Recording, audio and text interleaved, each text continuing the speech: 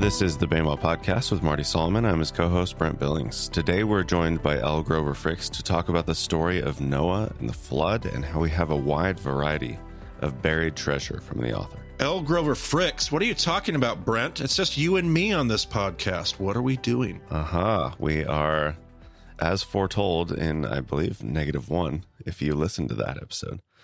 This is a new edition of the Bama Podcast. Reboot. Marty used to do this every 2 years, and it's been 8 years since we launched the podcast, and we've learned a few things, and we have received your emails and your questions, and we're here to address all of those things. We're here to improve ourselves, something that we hope everyone is doing over time. And yeah, we're here to update it, and Elle is part of that update. Hello. Yeah, one of the things we did to improve ourselves is we added more people to the team. And so you're going to meet those people. You're going to meet Reed and you're going to meet Josh. But today you start with our first co-host, Elle Grover Fricks. And we're not doing long intros for these. We've done that before. There's an episode in session 6 where you get to meet Elle Grover Fricks, hear her larger story, and listen to that episode. I think we're giving hall passes to everybody but Josh's episode. Josh's episode will spoil everything if people listen to that one. So, yeah. So Brent will put that link in the show notes. But Elle is what do we need to know if they don't listen? Elle's an expert. I mean, we use those terms with just generous, loving hands. But she Loosely. Went and got her. Tell us about your degree. What did you get your degree in studying, Elle? My master's degree is in the Bible in its ancient Near Eastern context. And I went and got that from the Hebrew University of Jerusalem. Elle went and lived I'm living vicariously through Elle. She went and did all the things that I always wanted to do and never got to. So Elle has this wonderful degree that now we get to benefit from on the podcast. She gets to bring that expertise. So she'll talk to us a lot about the Hebrew. I've learned a lot of my own stuff from Elle. She's taught me a lot of things and taught me about the Hebrew language. So that's part of what she brings. She also has a passion for, did you focus on violence against women in the scriptures? Yeah, I did. That was the focus of my research, though I did other stuff. Yeah. So if you want to hear about all that other stuff and hear more about that stuff, listen to Elle's introductory episode. But Brent, we're not going to do a whole lot of reading today. Is that right? Not a ton. This is a pretty big story, and we don't have that much time. As much as that would be fun, I would encourage you to read it in your discussion groups, perhaps. It's a story we're used to. Noah and the Ark. We tell this story to our kids multiple times a year. It's a lovely little children's story with the animals and the flannel graph going into the big wooden boat. We are so used to this story. Lots of dead bodies on the flannel graph as well. Yeah, we don't include that. That's so true. You had a different kind of childhood if that's what your flannel graph looked like. Well, again, listen to my intro episode and there you go. Okay. So, Elle, while you're already here, you're already into it. What are the problems? Like we're familiar with the story of Noah and the Ark, maybe a little bit too familiar. What are some of the problems that you see when you get into this story? Right. Well, like you said, there's a lot of lullaby effect going on, at least for me, so that when I read the story, I go, But one of the things you might notice is with its great length is there's lots of these seemingly random details. They're very specific. We have to know how big the ark is and what particular dimensions and how many of each animal, how many clean animals, how many unclean animals. And it makes the whole story stretch on for a long time. So one of my questions would be, or problems would be, why are these here? Why are these important? Why are they included? What's going on there?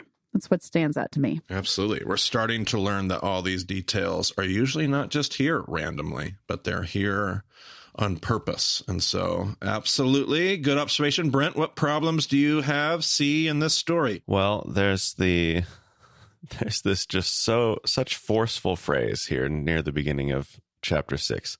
The Lord saw how great the wickedness of the human race had become on the earth, and that every inclination of the thoughts of the human heart was only evil all the time.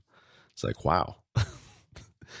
What is it really? Was it really that bad? Like that sounds pretty extreme, right? Absolutely. That's a statement of superlatives there. Is that the right word? Superlatives? Did I say that right? Yes. Yeah. And like we're literally about to be told about somebody who did not fall into that. So Right. so what's going on there? Yeah, so it must not be every inclination of all the people always, because there's Noah. I get that. So yeah, totally.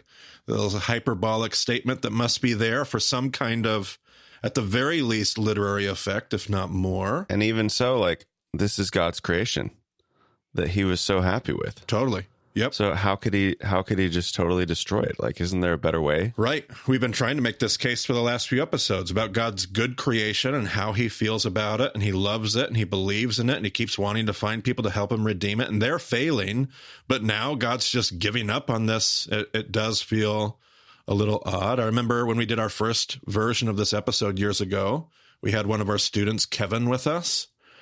Kevin pointed out when he looked at the story, he said one of his problems was that the corruption of the earth, like there seems to be a specific like focus on the earth's corruption, which feels weird, right?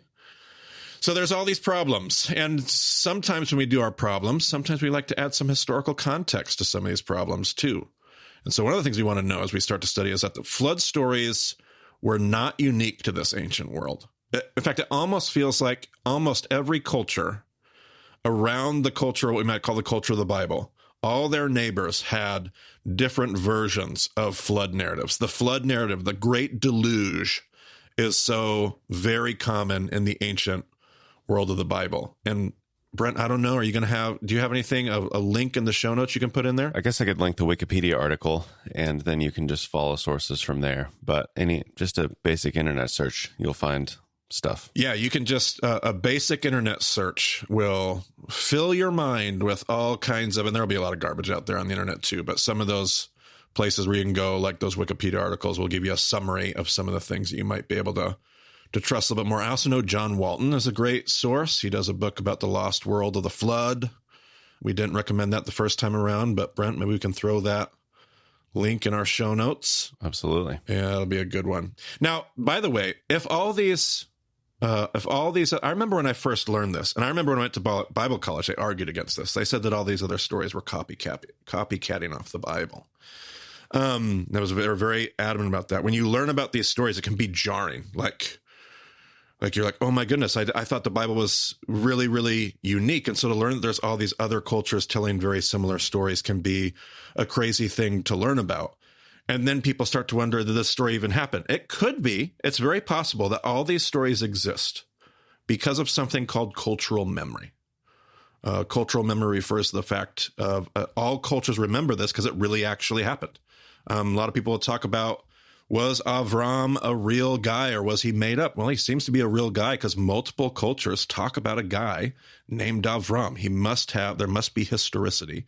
That's called cultural memory. So maybe all these flood narratives exist because there really was a story about the flood. But what we want to lean into here is we want to start realizing that the author is purposely retelling and reframing the folk stories that they are used to, the folk stories that they grew up with, the stories that shaped their understanding. The biblical author is coming along saying, let me retell, let me invite you to reframe what you assume about the world, about who God is.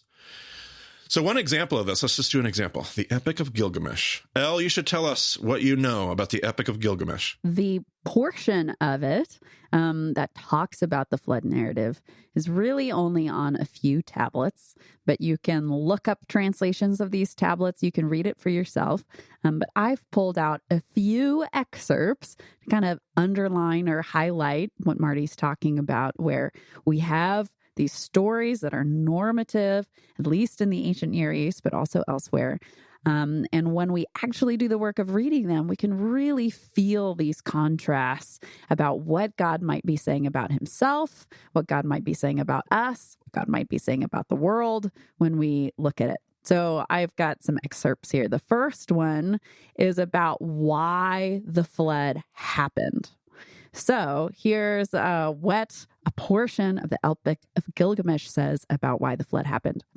In those days, the world teemed, the people multiplied, the world bellowed like a wild bull, and the great God was roused by the clamor.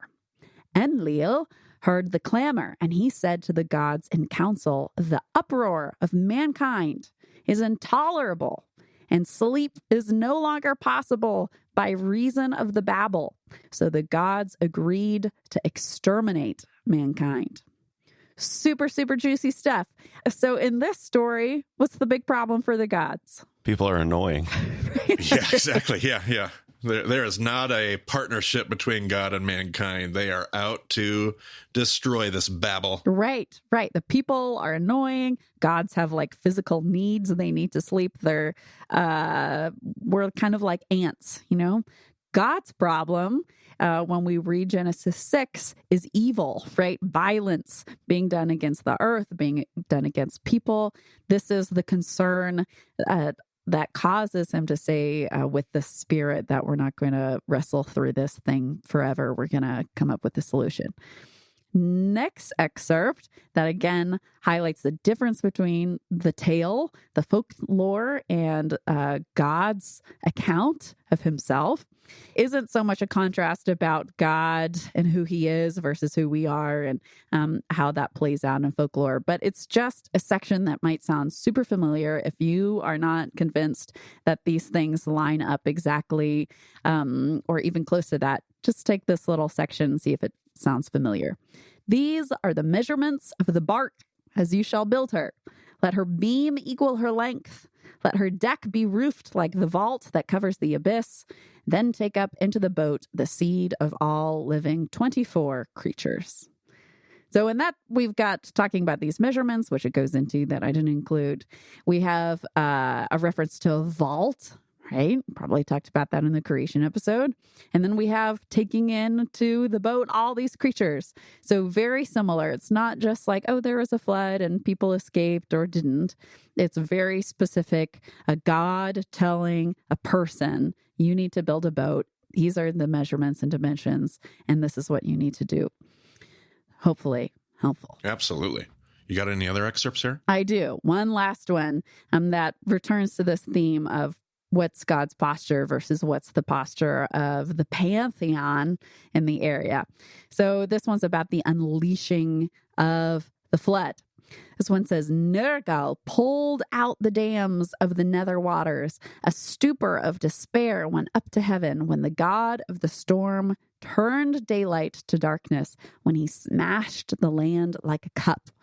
One whole day the tempest raged, gathering fury as it went. It poured over the people like the tides of battle. Man could not see his brother, nor the people be seen from heaven. Even the gods were terrified at the flood. They fled to the highest heaven. They crouched against the walls, cowering like curs.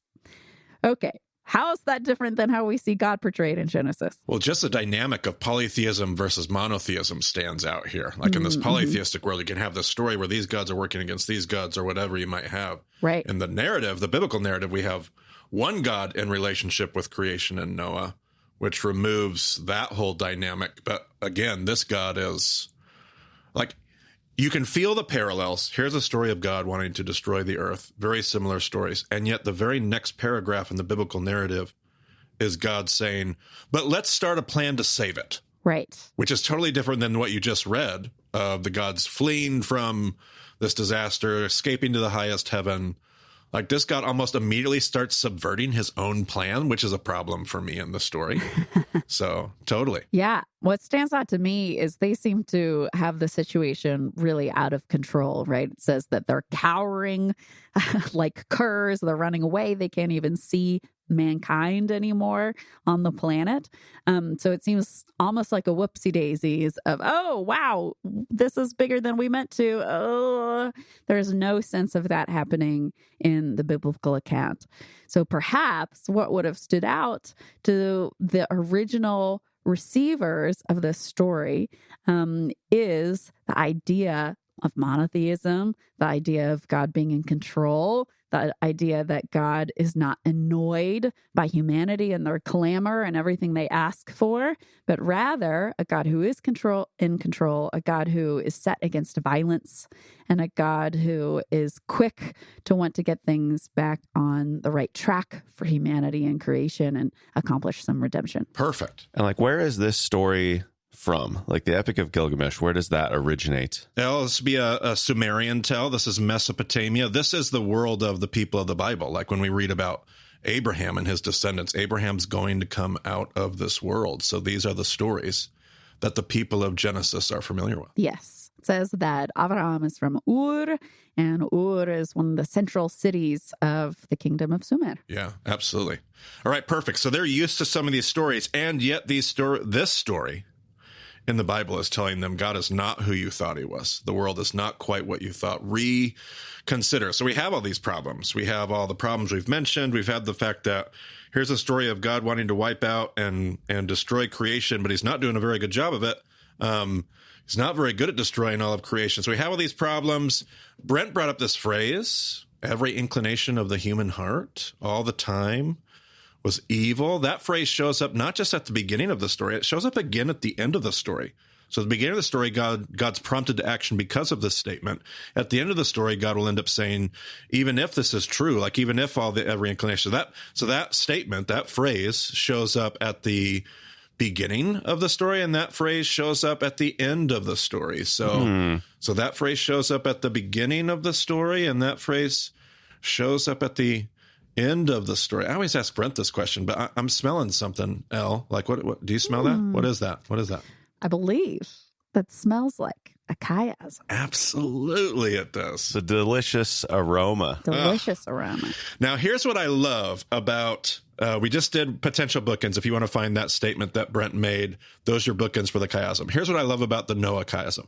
It's one of the easier chiasms to work with because I can find it by using the numbers. It's not like unbelievably easy. You can still get hung up, but you can find it easier than many because of the numbers. So here's how I'm going to invite you to find the chiasm. In this story from Genesis 6, 7, 8, you're going to have the number 7. Then you're going to see the number 7. And then you're going to see the number 40.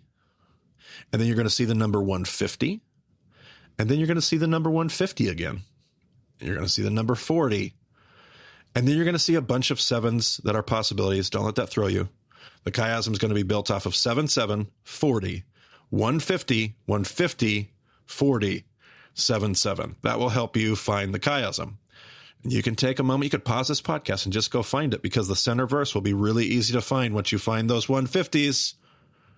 The center verse ends up becoming what, Brent? 8 verse 1. Can you read it? 8 verse 1. Give it to us. But God remembered Noah and all the wild animals and the livestock that were with him in the ark, and he sent a wind over the earth, and the waters receded. He sent a wind. Elle Grover Fricks, what is the Hebrew word for wind? The Hebrew word for wind is ruach. Ruach. Tell us about this word. Ruach is onomatopoeic for breath. There's a couple of different words in Hebrew that evoke breath. Ruach is one of them. You can kind of imagine the sound, right? That end is kind of like an exhale there. Mm-hmm. But very importantly for theology, it's also the word that is used for the Spirit of God.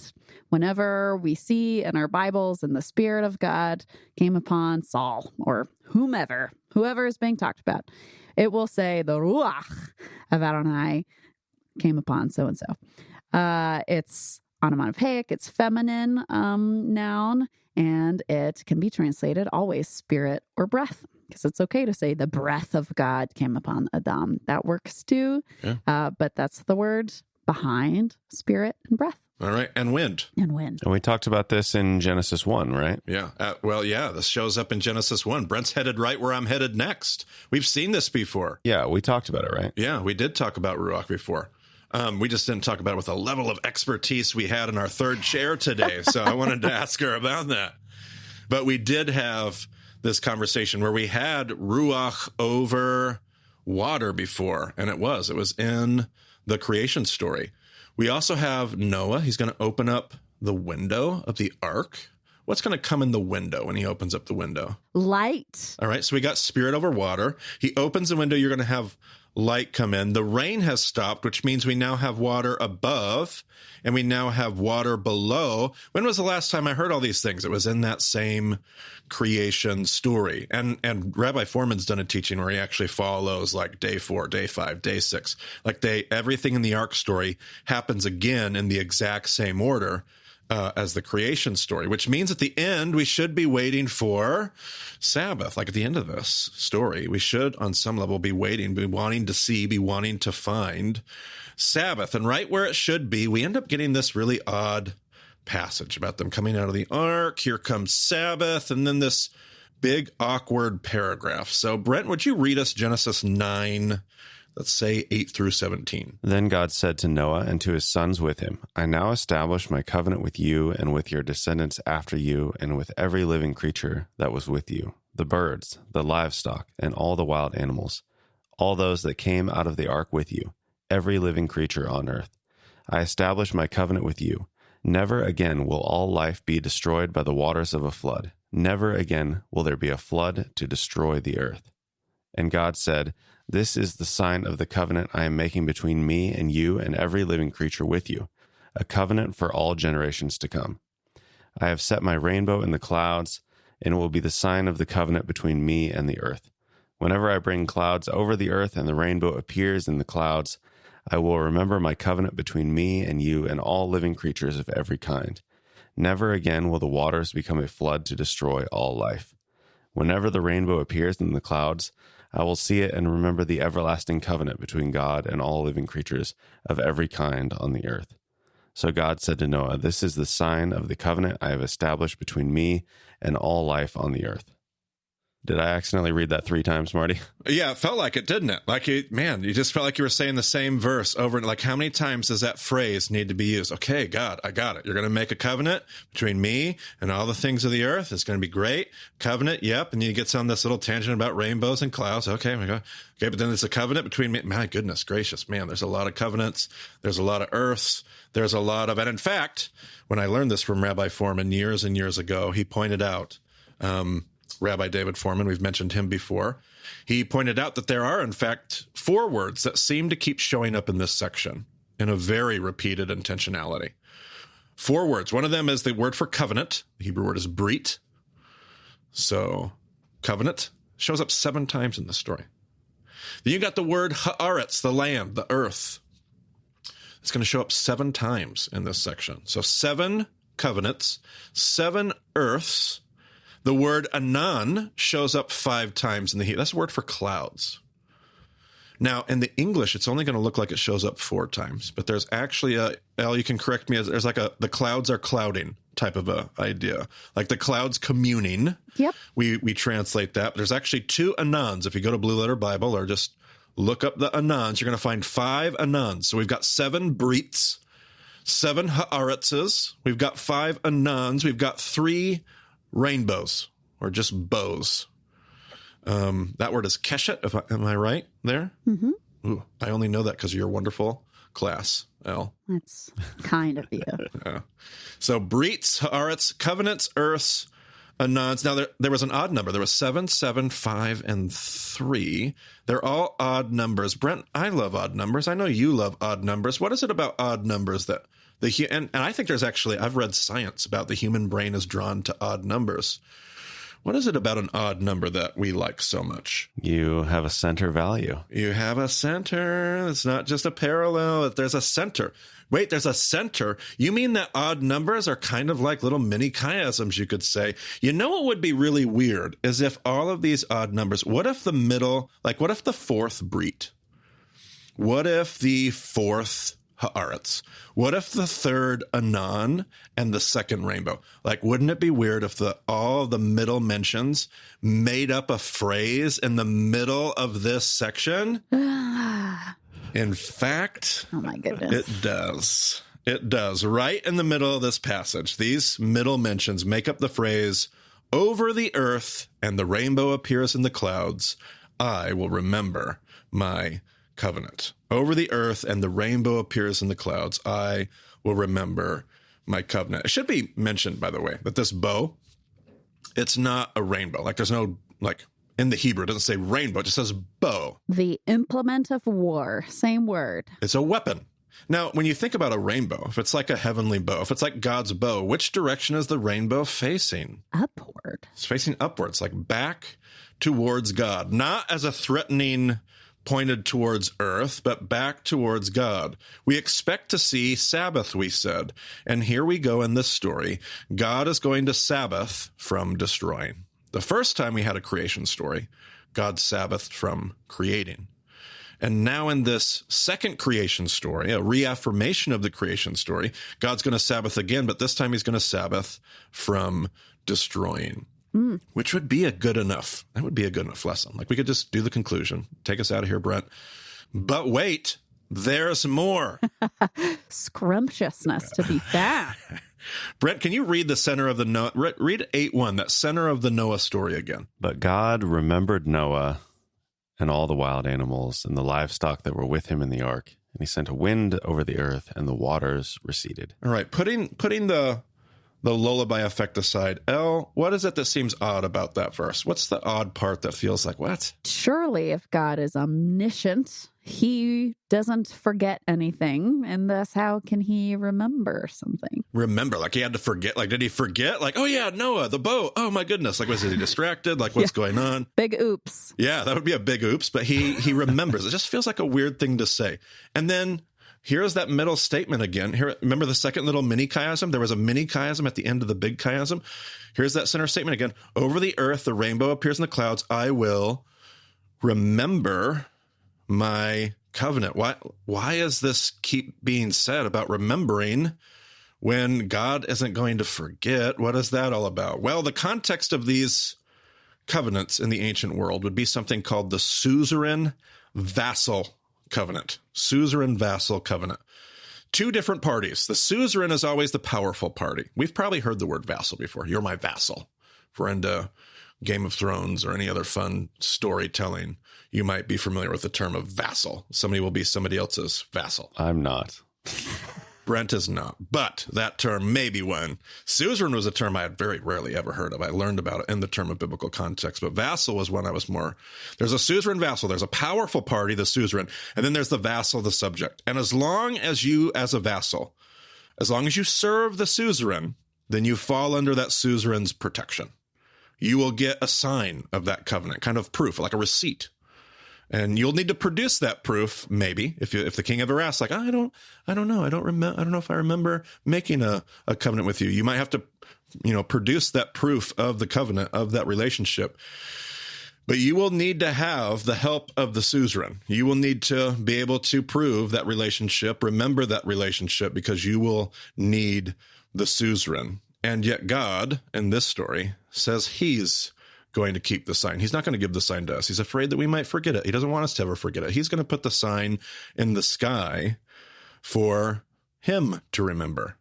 If you ever forget, even if you lose the sign, God says, I'm going to remember. I Sabbathed from destroying. So now I go back, Brent, to your phrase that stood out to you. This idea that every inclination of the human heart. And at the beginning of the story, it was God regretted because every inclination. At the end of the story, it says, even though, which is one of my favorite two words in the preface of Genesis, even though every inclination of the human heart, even though that might be true, even if it is true, even if they go back to every inclination of the human heart being only evil all the time, even though I will not destroy creation. This story is, in a lot of ways, it feels very counterintuitive. Like, what kind of suzerain would give away their leverage? The suzerain has this leverage to keep the vassal in fear, to make sure that you do the right thing. And yet this God in Genesis doesn't try to leverage fear, doesn't try to leverage insecurity, doesn't try to leverage power. Like he gives away all of his leverage because he doesn't want that kind of relationship. He wants a different kind of relationship. This story is telling a different story about who God is in the Epic of Gilgamesh. This story is a different story than the stories they're used to because God isn't like the gods that they used to know. And that is one of the fun things about seeing this story. And so often people at the end here, Brent, are going to tell us, they're going to write in and they're going to say, so wait, did this story happen or not? And we don't want to get lost in the wrong questions, because this story is inviting us to learn something about who God is, not just tell us about what happened. And I know that doesn't answer the question. I know that you're still like, okay, but did it happen or not? And we're going to try to stay away from those questions and try to lean into the questions that the story seems to be begging us to wrestle with. So there you go. Episode 4. Elle, you got anything else? I have an example of a suzerain vassal situation. I love it. Let's do it. Okay. One thing that popped to mind, there are these things called the Armana letters. You can look them up, and they're a great example that we have historically from this exact region of suzerain vassal covenants. So the city-states that make up Yisrael, the big different city centers dotted across the landscape, were in a suzerain vassal relationship with Egypt. This is before folks crossed over the Jordan. So if you look historically, Bronze Age era. But we have this huge pile of tablets that are calling upon the suzerain vassal relationship, where the vassal is saying, hey, I have given my tribute, I have tithed, I've paid my taxes every single year, and yet I'm still beset by this problem, by bandits, by attackers. I need you, my suzerain, to come and rescue me, and I'm calling upon you to do that, and I'm reminding you of the covenant that we made together, the agreement that we came to, that I would do this for you and you would do this for me. So we're familiar culturally with the please help, don't forget, I'm supposed to do this, because in that setting, right, if they hadn't paid their tribute or their taxes, then Egypt wouldn't have to come and help them out. And here, the even though is God saying, even when you don't pay your tribute, you don't pay your taxes, you don't levy all of this praise about my greatness, even then the arrow is loosed towards me rather than toward you. And I will yet come and rescue you from yourself, even though every inclination of your heart is toward evil. I love that. That's a perfect example.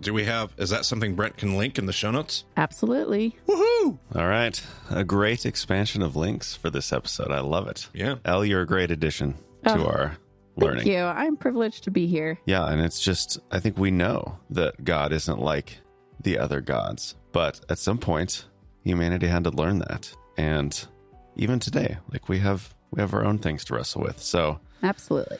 Getting to see how God is different and unique in the world is beautiful, and we have much to learn, much to wrestle with, many lullabies to break out of. So if you want to find those links, you can go to BamOnASlipShip.com and check out this episode.